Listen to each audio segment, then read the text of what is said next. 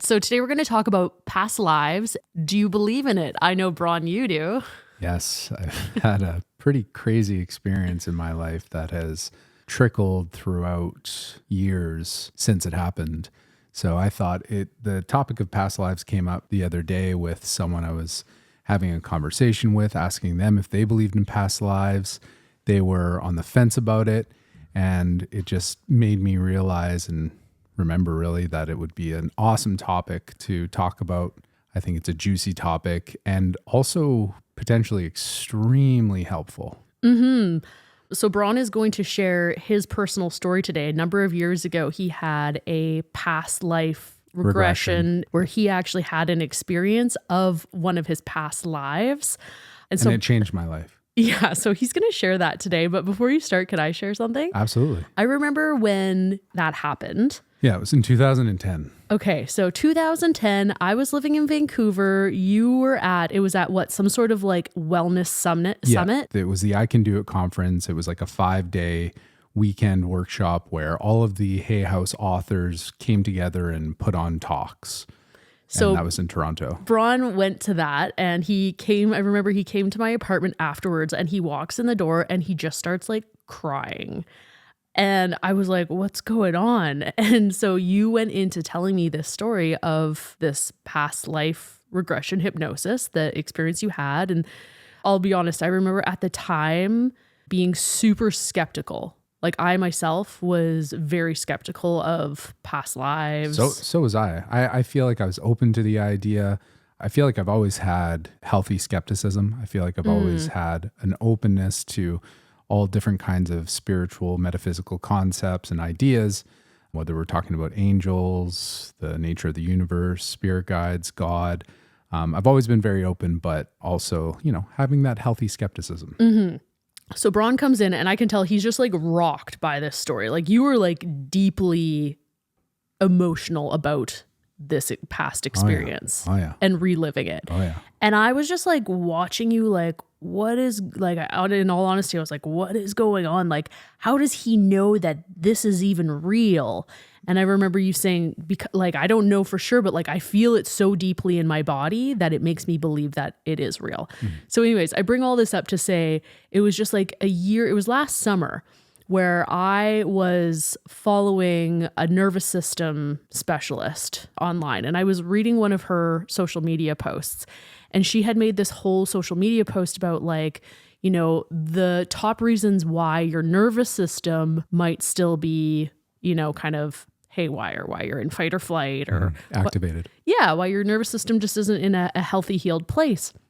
And so I'm reading this article and one of the points that she made on it, and this is someone who like I highly respect, highly regard, one of the points that she made on it was past lives, trauma from past lives. Mm-hmm. Like, she's talking in it about current trauma that you may have faced in your life, but she also mentioned like past lives.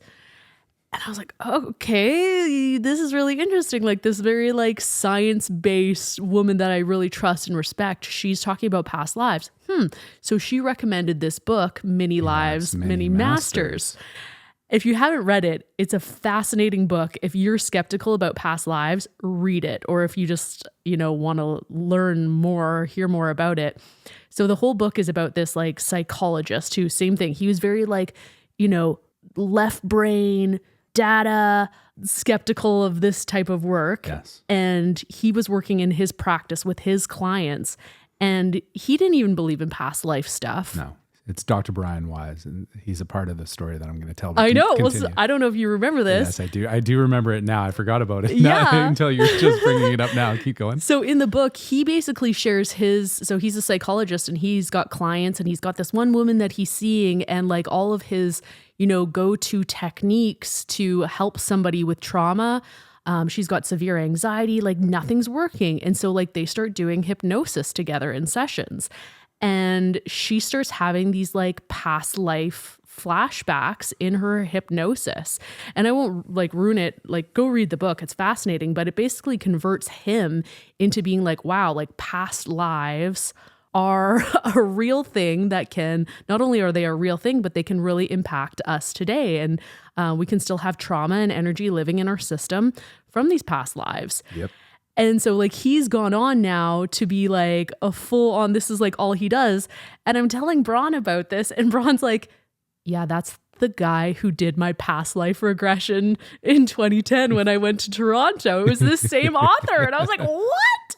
Yeah. So it was just like a really cool. I forgot about that. Yeah, it was just like a really cool circular moment of like you telling me that so long ago, me being skeptical, me reading this book, becoming a believer, being like, Bron, you got to read this book. And he's like, yeah, I know the guy. He's the one who did my past life regression.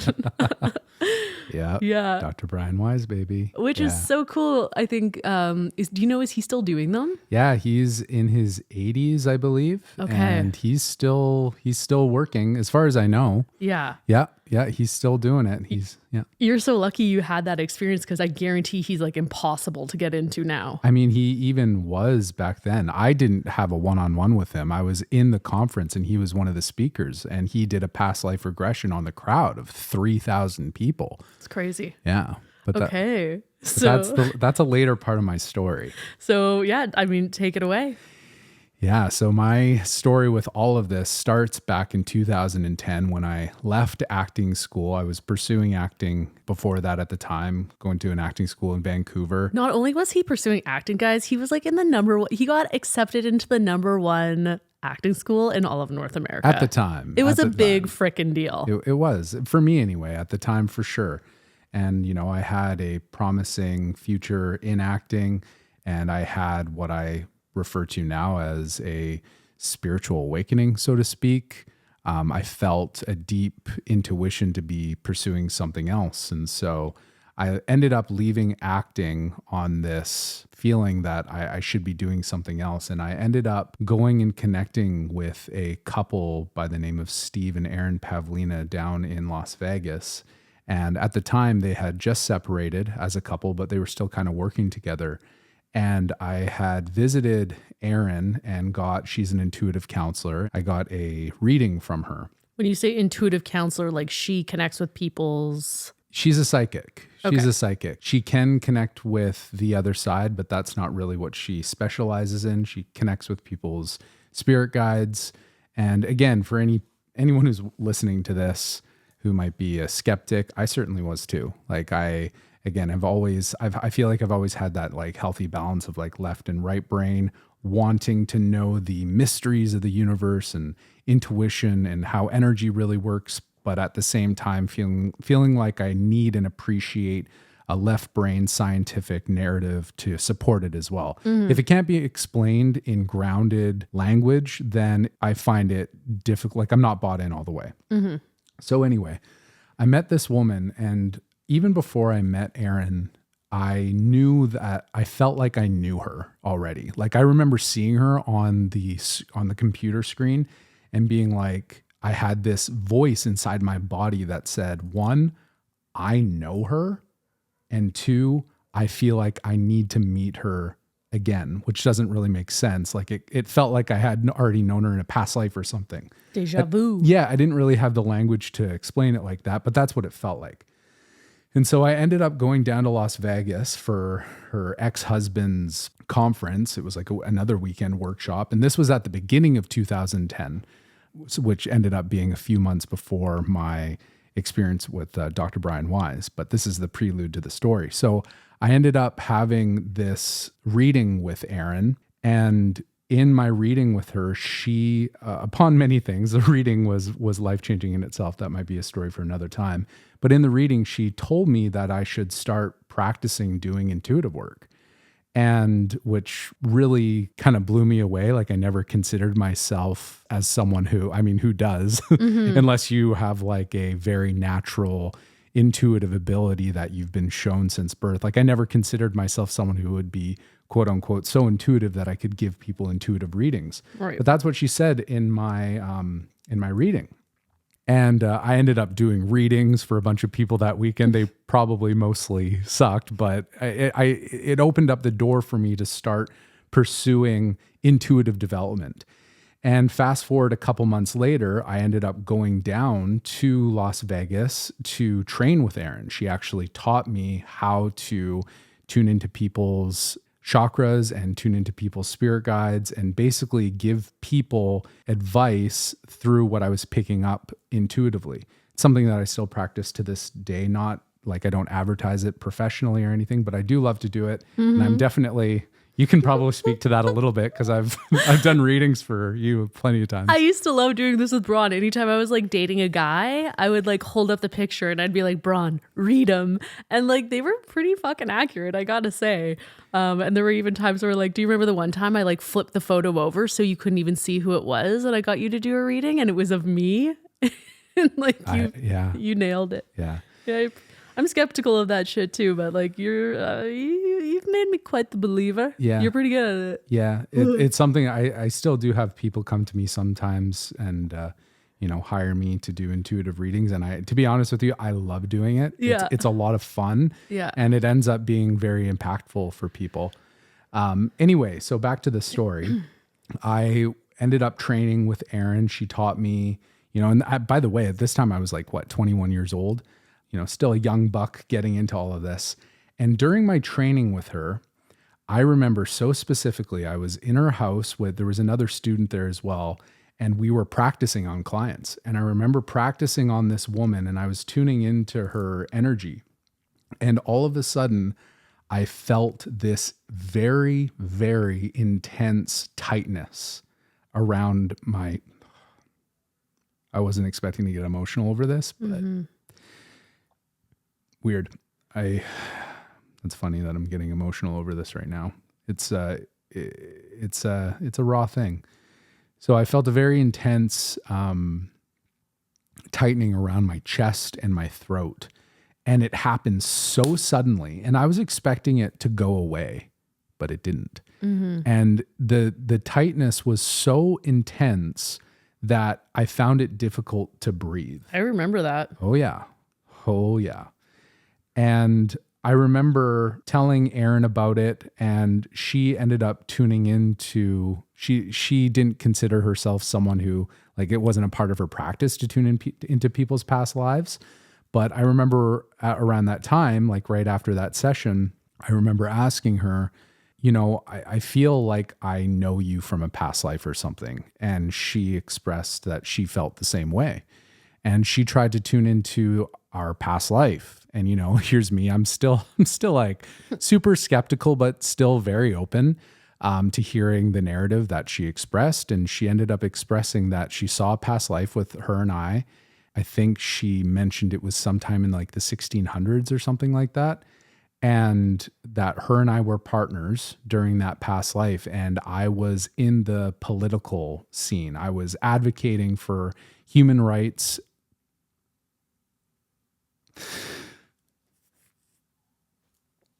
And really, wanting to make the world a better place, in the political way. I don't know how to say that in the best language, but you know what I mean. And so I heard that and I was like, interesting. And she also saw how I died in that past life. And I was walking down a path, and on the way to a meeting that had to do with the work that I was doing, I got pulled aside by a group of people, and I had a bag put over my head and had my throat slit, and I was stabbed in the chest. And that's what she said. And I said, that is so weird. And I told her about my experience with doing the practice session with this woman and how I got this tightness in my chest and my throat. And she was like, wow, obviously very crazy synchronicity. So the tightness in my chest and my throat didn't go away. Yeah. I remember you had that for a long time. Oh yeah. Yeah. I'll speak onto that more in a little bit here, but it didn't go away. And it was awful because I couldn't breathe. When you take a breath and your lungs fill up and it's satisfying, I found it very, very, very difficult to have that experience unless I was laying down and it was like my lungs were stretched out. It was very difficult. So yeah, it was awful. And so fast forward about a month and a half, 2 months later, maybe, which is when I went to Toronto and went to the Hay House conference. And I had never heard of Brian Weiss at the time, but there he is going and doing this past life regression for 3,000 people. And I was there with 2 people at the time, just friends. And we were sitting in a row, and Brian Weiss does his thing. The lights dim, the music turns on, and everybody puts their chin to their chest, and he leads us through this past life induction. And I'm sitting there with my eyes closed, and I remember unwillingly seeing myself walk down this path, exactly like Aaron had described to me. And I'm sitting there, I'm like, okay, this can't be, anything real. It's just my brain rehashing what Aaron told me. I didn't think too much of it. And I saw myself walking down this path with the bag put over my head and being brought to the side again, throat slit, stabbed in the chest, died. And I didn't have any emotion in that moment. And it wasn't until the lights came on and my 2 friends that were sitting to the left and right of me, they both shared their experience with me about what they had experienced. And then they both looked at me and said, Bron, what was your experience? And this was the moment that was probably one of the most life-changing moments of my entire life. And in that moment, when they asked, I started telling what I had experienced. And I did not cry. I didn't even cry intensely. I feel like I purged. Yeah. In that moment. I did cry, but my point it was so deep. Think of like a wailing sound. Like I was shaking uncontrollably, tears pouring down my face. But, there's crying and there's like this purging release. Well, I remember even when you came to Vancouver and told me you were like sobbing, body like shaking. Well, and the reason why moments ago when I did start getting emotional in the retelling of this, a part of what I was going to say in on the podcast today was it took me years until I could tell that past life without getting emotional. So to be honest with you, it's actually been a long time since I've gotten emotional in telling that. And maybe it's just because it's like a really vulnerable platform right now on this podcast. And I don't know, it's coming up, but it is what it is. Yeah. I mean, maybe there's still, in my experience, it's like sometimes when you speak to past woundings, maybe there's still like a component of it still alive in your body that hasn't been processed. And I think there definitely is something to like when you are sharing it, with others and vulnerably in any kind of platform. Yeah, I can just like be more vulnerable. Yeah, totally. To be seen and heard in that wounding. Yes. In any experience. Yes, for sure. Absolutely. And so after that, I was a 100% believer in past lives. And the biggest reason why was because I was skeptical going into it. My logical brain was like, I need some kind of data to support my belief in past lives if I'm going to believe it. And my question to anybody who's a skeptic, and I think it's something that you have to experience before you can really, quote unquote, buy into the idea. And it's not the point of the podcast to convince people that there's past lives, but I think it's important for people to at least have an open mind about it. Is that what I say to people is, where does that emotion come from?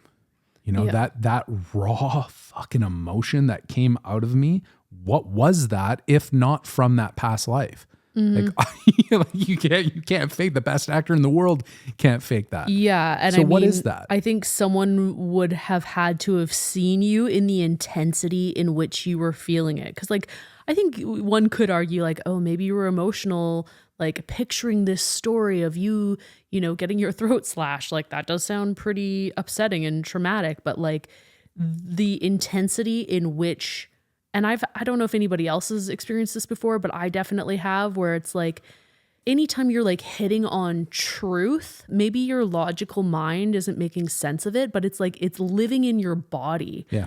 And this is where like, I love all the somatic work in the wellness sphere that is like really starting to come to the forefront And I think, I don't know, maybe the book, The Body Keeps the Score probably talks about this as well, where it's like our body remembers things, even if logically we can't make sense of it. Cellular memory is a thing. Yeah. Like if you've ever had a moment before where I feel like you see and hear people talking all the time and you just start getting emotional about things and maybe you don't even understand why, but it's like your body does a really great job of showing you sticking points or areas of unresolved stuff. Absolutely.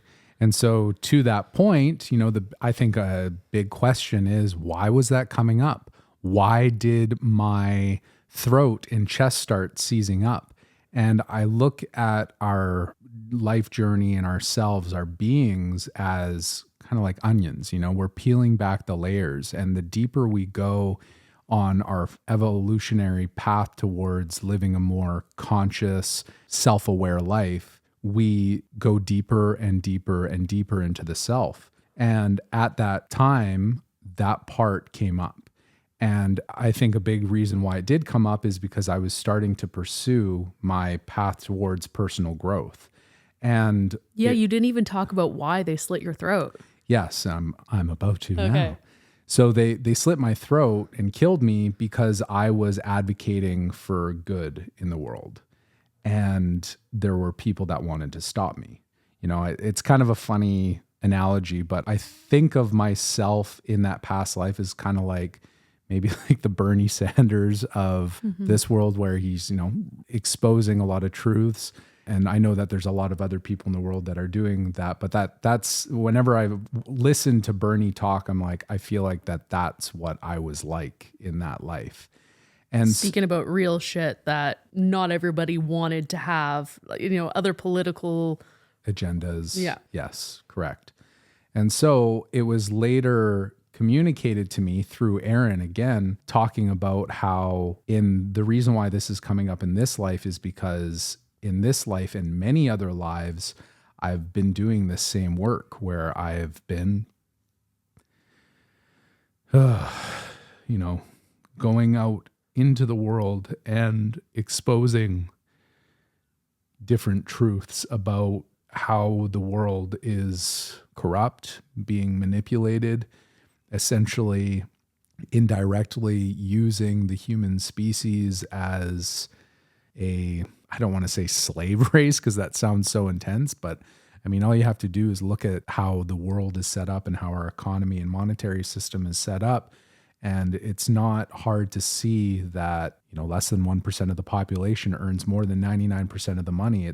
That's not a mistake. It's designed that way, the way the interest rates are set up. And, this is a whole other tangent, but it's the reason why the world is the way it is. And I do believe that in multiple lives, I've come in with the intention of exposing those truths, and I've gotten murdered for it.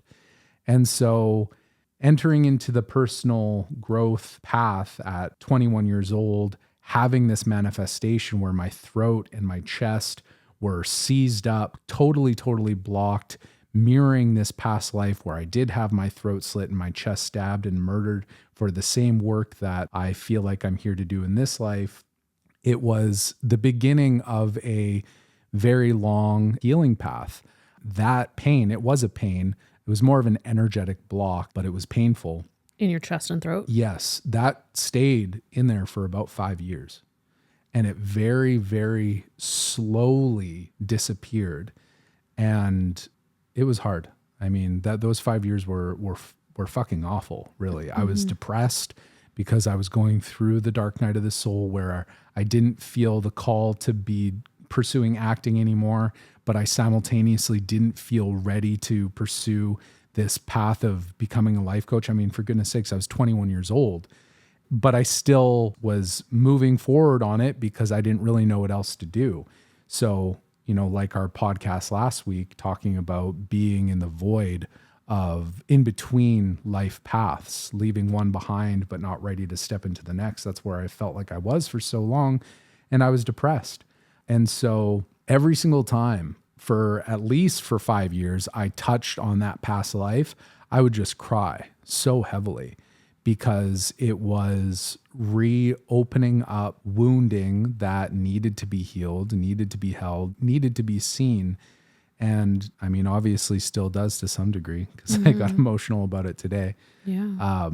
Yeah. So in that past life, when you were killed for speaking truths, I'm curious, like, how does it feel for you? Because I know that wounding kind of has trickled into this life, and feeling some resistance of stepping into this career or this industry of like speaking out, helping people. Like, is that still showing up?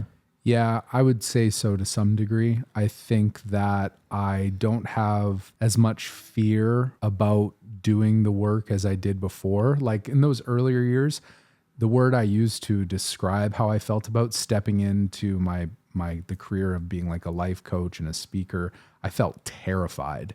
And that terror came from that past life. What do you think that terror was about? It was connected to this feeling of being scared of getting murdered, of being ridiculed, of being criticized, but more than anything, being murdered, because that's what actually happened in the past life. It was still living in my body, that fear. And I didn't want to die in that past life. My work wasn't done. I was so angry when I died. And so it brought up in this life, stepping into this work, it brought up the fears, which would make sense. If you get murdered over your career and the work that you're doing, it would make sense, if all of this is true, that there would be fear in your body around doing that work again. Big time. And if you study past life regression work, and if we turn this back to Brian Weiss, when he was working with that woman in the early 80s, that is, and what ended up happening. She came, as you were saying, she came in with extreme anxieties, extreme phobias, and nothing was working. She was riddled. Yep. And by the end of the book, over several sessions, I think they did at least 16. I don't know the exact number, but it was a great number. By the end of it, she was healed. Yeah. She was healed. Yeah. And in one point, and what really changed Brian Weiss's mind about past life regression was in the 4th or 5th session, he tells us in the book, how while she was in the hypnotic state, she said that there were 2 people here to see him. And it ended up being his deceased father and his deceased son. And she was able to tell him things about them, like medical conditions, the way they died, his son's age, things about, and this is pre-internet. There's no way that she could have looked it up. Yeah. There's no way that she could have known any of this. And she told him this stuff. Yeah. And so that totally rocked his world, completely changed his paradigm and his willingness to believe that this stuff was actually real. Not only that, but look at what happened after she did process and go through that experience of reliving those past lives from that safe hypnotic state in the care of Dr. Weiss. Look at what it did for her. Mm-hmm. You know, the therapy completely processed all of the grief and the trauma that was still living in her body, in her nervous system. It's crazy. Yeah. Yeah. But that's the healing. Yeah. Yeah. So do you feel like, what about in this current life that Bron Johnson is inhabiting? Do you feel like there's anything that you could do that would be healing? Yeah, I mean, well, I've revisited that past life so many times. And I believe that when we come into this life, I believe that we come in with certain intentions, certain desires, certain agendas. But I also believe that those desires can evolve, and in fact often do. And I think that it doesn't really matter what we ultimately achieve in this life. I have grown to believe that the highest intention is to experience joy and have deep, authentic fun, and to ask oneself, you know, what do I really want to create now? And the reason why I say it like that is because for like all of my 20s, I thought I was here for a quote unquote really big purpose, you know, and it was related to this idea of helping the world be a better place and, you know, calling out a lot of the awful things that are happening behind closed doors to expose these dark truths that, not to sound like a conspiracy theorist, but a lot of things that are happening in our world that really are horrific and should not be happening. And I've grown to believe now that I still could do things like that. And in a way, I am through the practice that I'm doing. But I also don't feel like that's necessarily my quote unquote purpose. I feel like that my higher purpose is to enjoy life. And if that joy leads me to taking on a quote unquote bigger path of like fully committed and devoted to being in that role that you sounds like maybe were in your past life. Yeah. And so the question is, do I just have fear of stepping into it? Or is it really not something that I have to do? And I think I'm still discovering that. I think I'm still open. I mean, I just turned 36 years old. I still feel relatively young on my path. And I'm very open to seeing where it goes. I know that at the end of the day, I want to be someone in the world who continues to bring light and love and help people connect with that part of themselves as well. And if that ends up manifesting into something where I'm actively speaking out against corruption, so be it. I think that's okay. But I also don't feel like that's a necessity for me anymore, which is different than how I felt about it in my 20s. So I'm open to seeing where life calls me and where my heart pulls me. Yeah. Yeah. We need to get Dr. Brian Weiss on the pod. Cool. Well, It might be a little hard. Yeah. For anybody out there who's listening, once again, recommend going and checking out that book, Many Lives, Many Masters. And thanks for sharing your story with us, Bronnie, and hope you guys enjoyed it and enjoy that book. Let us know if you read it, what you think of it. Yeah, I think also if anyone has had experiences with past life regression work or has stories around that, whether it's a personal one or someone, feel free to share it in the comments. Would love to read it, would love to tune in. And it's definitely something that I think is really healthy to talk about and normalize because of all the documented stories around it. It's a good thing to share and to be put out into the public. Yeah. Yes. Cool. Yeah. Well, thanks so much for listening, you guys. We appreciate you. Have a great week and we'll see you next week. Thanks, guys. See you soon.